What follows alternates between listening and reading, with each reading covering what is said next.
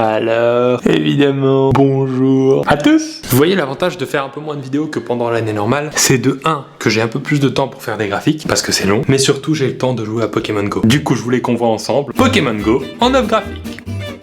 Ce premier graphique montre ce que j'ai l'impression qu'il dure plus longtemps depuis que j'ai Pokémon Go. Déjà, la batterie de mon téléphone semble durer beaucoup moins longtemps, mais ce qui me paraît interminable, c'est le temps d'attente quand je lance le jeu Pokémon Go. On est d'accord que l'écran niantique, il dure 2 heures. Voyons pourquoi j'ai décidé de partir à la plage cet été. En petite partie pour surfer, en moyenne partie pour bronzer, mais surtout pour avoir plus de chances de trouver un Aquali. Bah quoi, il est super fort Aquali. En ce moment, les raisons pour lesquelles je suis en retard au boulot sont rarement parce que les bus sont en grève, mais bien plus souvent parce qu'il y a quand même un Pikachu pas très loin. Attends, ça vaut le coup de faire un détour, non? Les raisons de ne plus être ami avec quelqu'un avant Pokémon Go, c'était parce qu'il avait dragué ma copine, parce qu'il me devait de l'argent, ou encore parce qu'on n'avait plus les mêmes centres d'intérêt, alors que maintenant c'est juste parce qu'il est dans l'équipe jaune et que je suis dans l'équipe bleue. Bah oui, mais j'ai des arènes à défendre, désolé. Regardons ensemble la courbe de mon activité physique en 2016. En début d'année c'était assez faible, puis j'ai repris le sport donc ça allait mieux, mais depuis qu'il y a Pokémon Go, je bouge beaucoup plus. D'ailleurs, pourquoi je cours tous les matins? En petite partie pour me tenir en forme physiquement, et en grande partie pour faire éclore mes œufs de 10 km. Si ça se trouve, les marathoniens ils s'entraînent depuis des années juste pour être meilleur à Pokémon Go. Ce que je supporte plus dans la rue, c'est simple. Déjà, le nombre de déchets par terre. Ensuite, le nombre de gens qui ne regardent que leur portable. Mais surtout, le nombre de roucoules que je croise. Eux et les ratatas, je n'en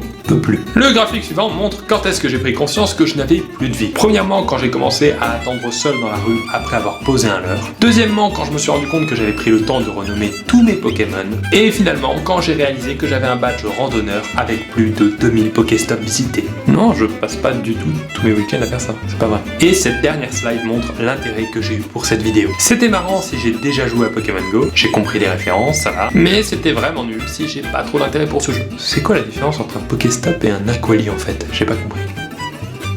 Voilà, merci à tous d'avoir regardé cette vidéo, j'espère que ça vous a plu. Pour ceux qui n'ont pas compris toutes les références, téléchargez le jeu, jouez 4-5 heures et revenez voir cette vidéo. En vrai, l'équipe jaune, je vous déteste pas. Je sais même pas encore le niveau pour choisir mon équipe. Dites-moi dans les commentaires quelle équipe il faut que je choisisse, je n'en sais rien. On se dit à lundi pour une nouvelle vidéo. Bien sûr, abonnez-vous, je sais pas pourquoi je fais ça. Et moi et mon sac de nœuds, on vous dit merci. Il y a un Pokémon qui vient d'apparaître. Oh, un petit art. Je l'ai pas celui-là. Ne ressort pas. Vous aurez une vidéo lundi, vous inquiétez pas.